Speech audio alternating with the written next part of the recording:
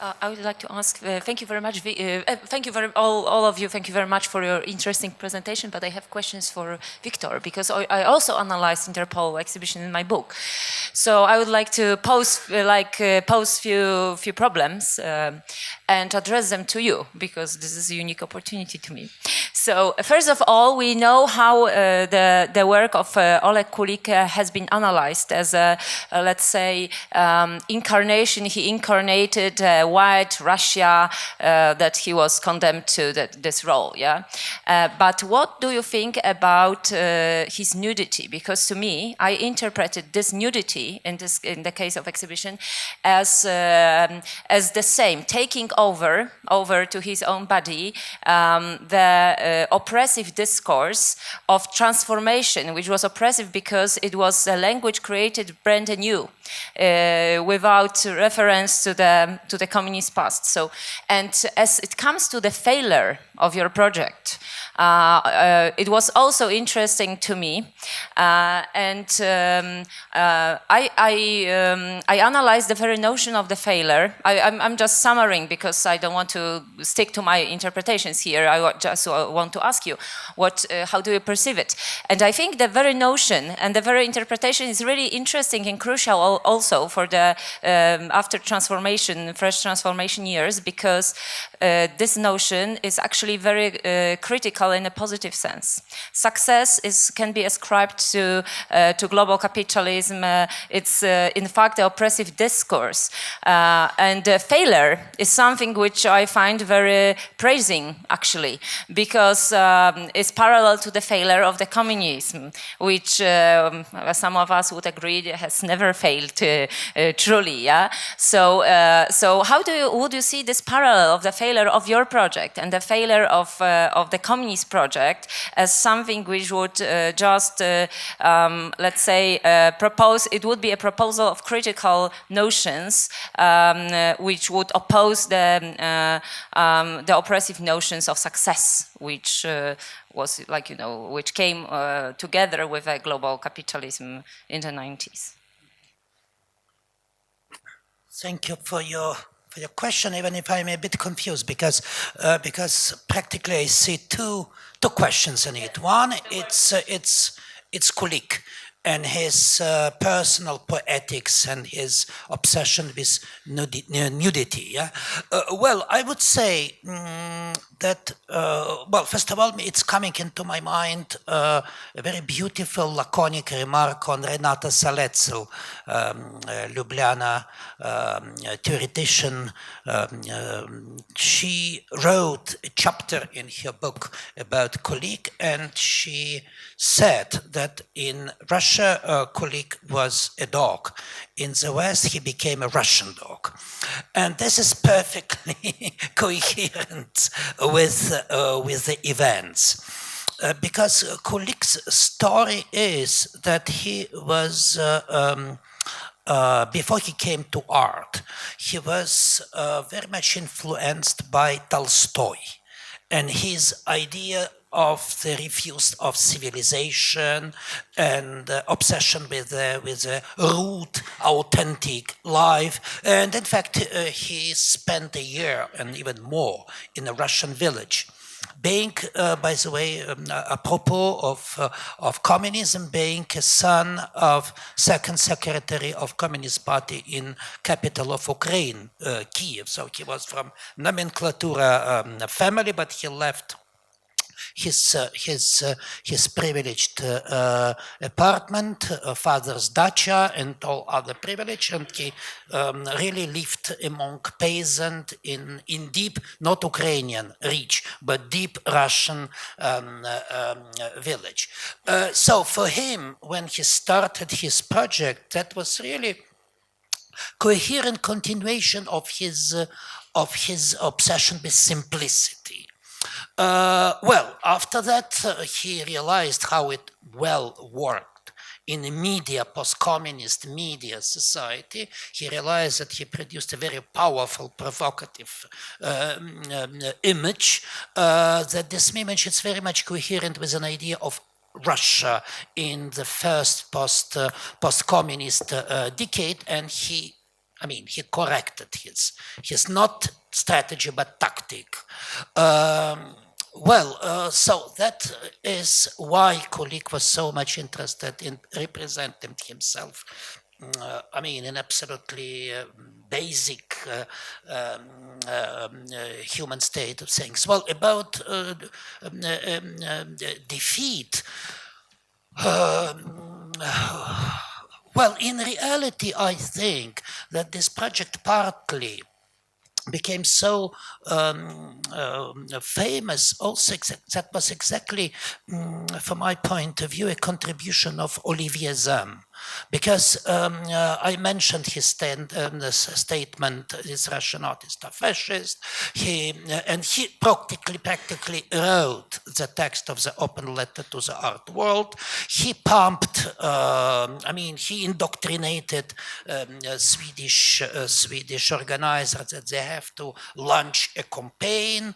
And in fact, because Olivier, he graduated in a PR faculty. So he was really not an art theorist and critic and editor. Initially, he was a specialist in PR. And he really done a very good job. I mean, he really indoctrinated Swedish organizers how they should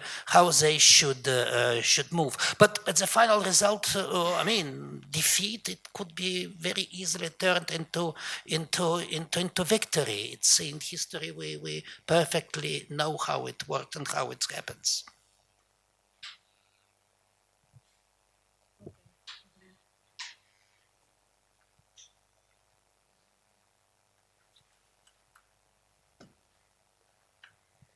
I would like to ask to Judy, who offers, I think, a little bit more distant perspective, and I would like to ask you about how you see this point Marina raised this morning, that Europe is actually dead and that we are still dealing with the problems while the world around us totally changed. You know, how you like, do you have that feeling too, listening to this 2 days of conference and being from South Africa? Stop the first. I can get the first word. What's dead? Oh, sorry.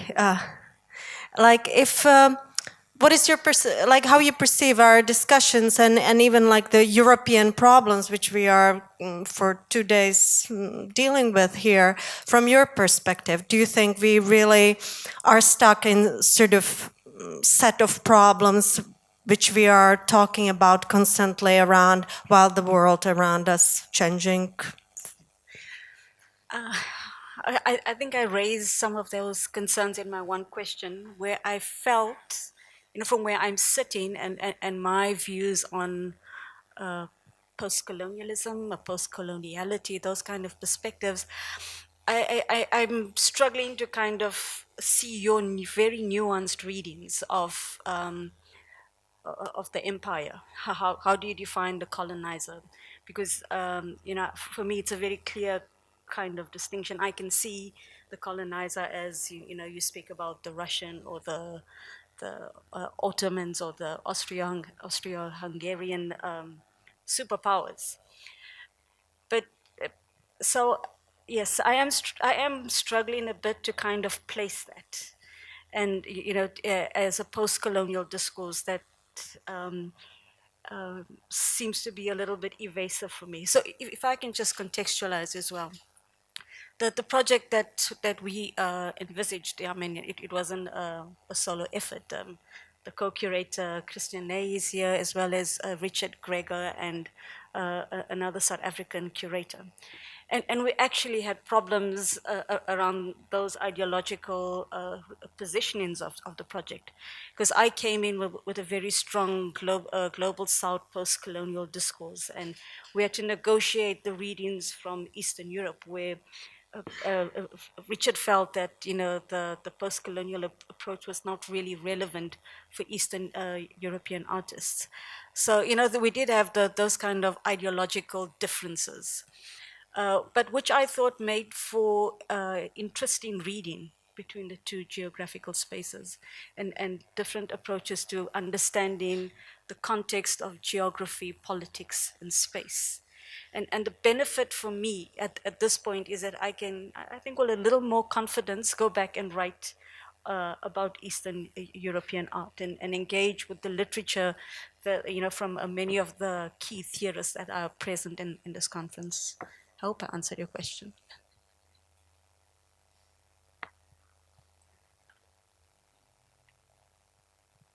I have a question to Katarina. We have discussed here also mail art that was mentioned in many different papers and during our discussion. And your case study is exactly from the same period that mail art developed. Yes, exactly. Yes, more or less from the same period. So, and the obvious reason, the obvious difference seems to be that in collaboration between artists that you describe, among artists that you describe, the authorities played an important role. You mentioned different diplomats, ministries, and so on, so on. Mail art is seems to try, not seems to, but tried to avoid it, yes, completely. So do you think that these are two completely different ideas for collaboration between artists in during this period, or you see some similarities between these collaborations?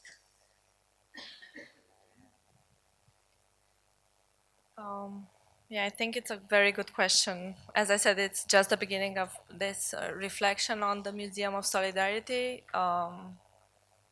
that I just started. But I think what I was aiming with the presentation on the Museum of Solidarity was that maybe it is an institutional collaboration that was established especially in 1970 to 1973 when the museum was in Chile through the embassies. But that maybe in fact it was mostly between artists and their connections in other countries in Eastern Europe. So maybe it is not that different in the end, but I don't have a definitive answer on that. But I will definitely think about it together with Christy in his project. I just have a comment on that, Katarina. I didn't want to intervene like that, but I thought that finally, after your question and your answer, I should say that. Among the four names you showed, the Romanian four names, all of them are top names of the Romanian art scene of the time. And I really doubt that Baba, Ciucurencu, that were very, very established artists and somehow old already at that time, were interested to be part of that. And it was not more like a state policy.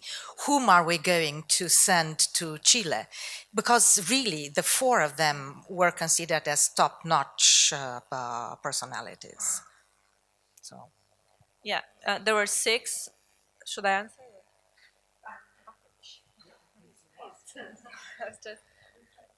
Yeah.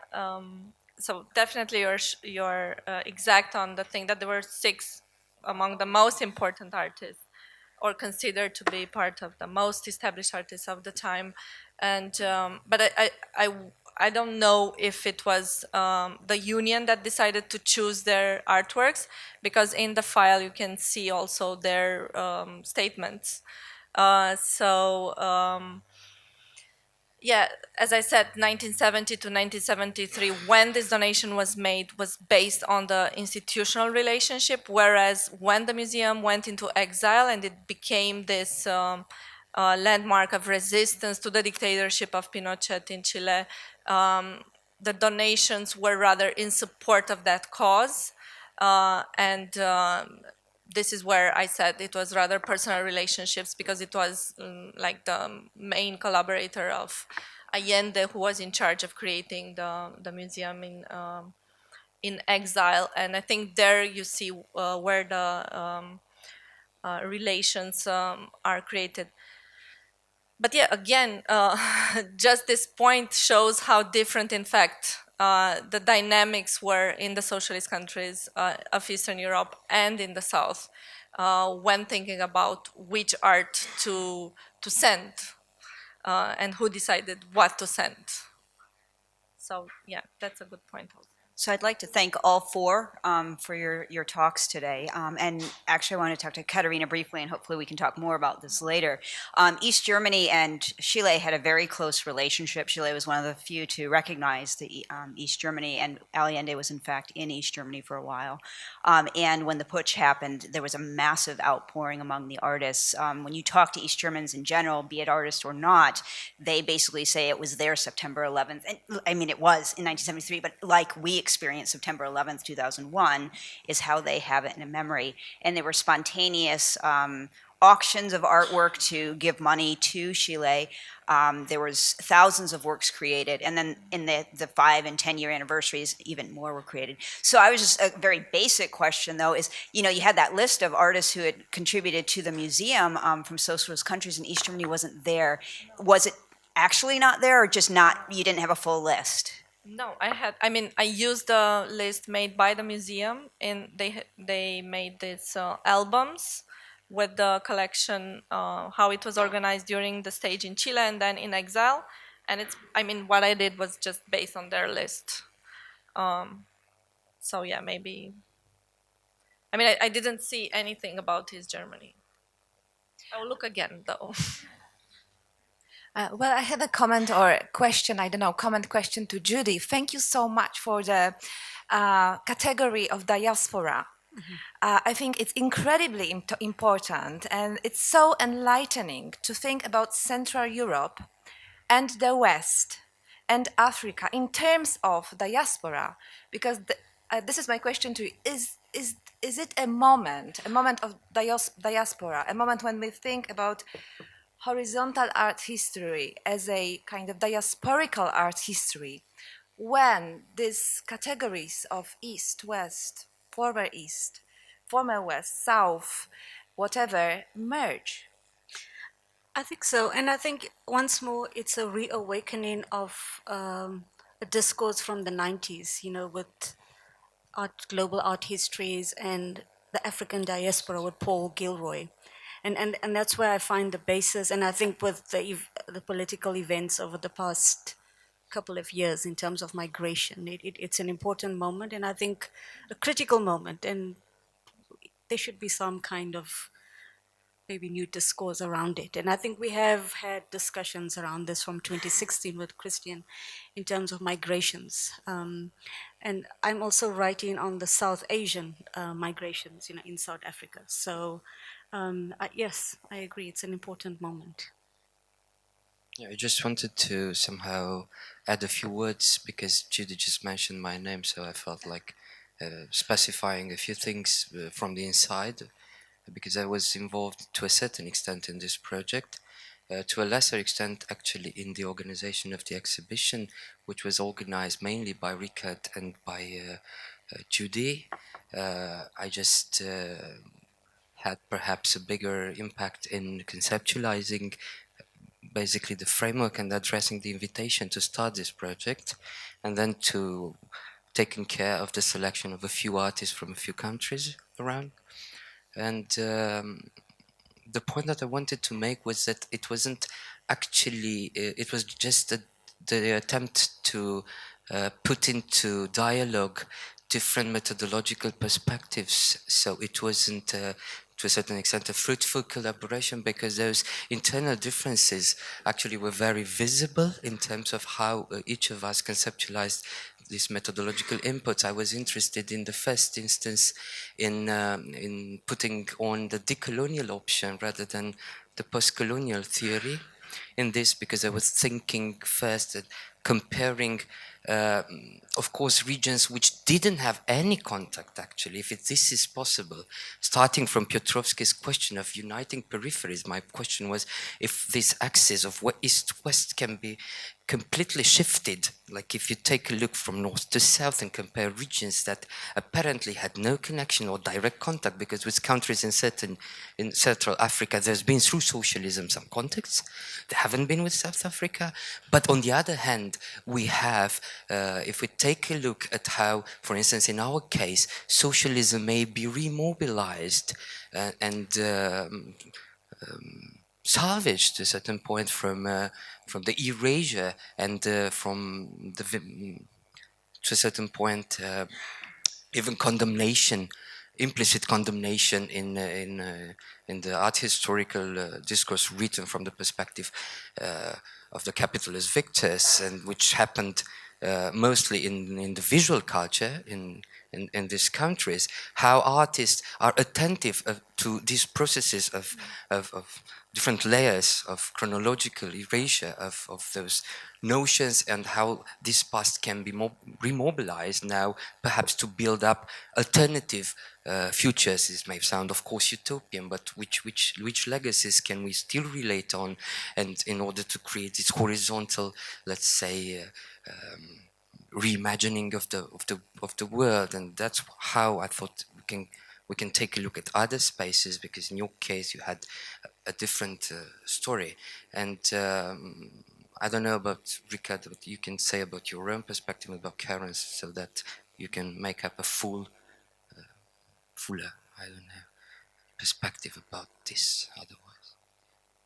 And I think I'll just add that, I mean, my original conceptualization and where our ideas kind of, we found commonalities. I mean, you came in with the perspective of Piotrowski, and but those ideas were already embedded in South African histories from post-apartheid, that the decolonial aspect. Right now, we're looking at the decolonization of the curriculum. So in the late 1980s, we're already looking at notions of art histories, because I mean, I trained in a very Eurocentric art history.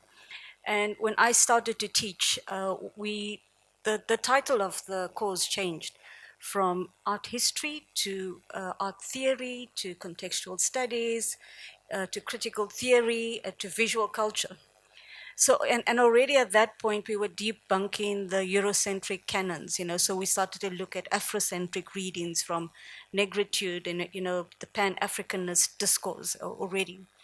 And at one point, I think in the mid-90s, we started, or early 2000, looked at thematic approaches to the pedagogies of art history, where I used to teach art and identity, art and ideology, art and religion, and using visual culture and democratizing the text. So when we connected in 2012, and this was part of a CAA Getty travel grant, the whole idea, and with Pavlina as well, the three of us are from the same cohort of 2012, so it's great to see us here again. But the whole point of that collaboration, or that Getty grant, was to promote this kind of multilateral connections. So I thought, I mean, it may be paradoxical, considering who the Getty is, but anyway, we have more questions. A question to Candice. I would like to ask Candice, how was art photography and photography differentiated? Because you mentioned that this new orientation included art photography and the cooperation between the Baltic states and art photographers from the GDR. How was art photography and photography separated? So this is actually this is a very good question. Thank you for asking it. When I'm using the terminology art photography, I'm referring to a group of artists that saw themselves first and foremost as art photographers. That meant that they were either educated at one of the 4 art academies in the GDR, or they were taking photographs with the intention of exhibiting it to a certain kind of audience. And even though art photographers, as I explained in my dissertation and in my postdoc research, they had opportunities to circulate their work, after the founding of the Central Commission for Photography in 1959, their work was really relegated until the mid to late 70s to illustrated magazines, where that wasn't the case with press photographers, for example, or the amateur photographers who were really promoted from 59 even until the fall of the wall. Thank you.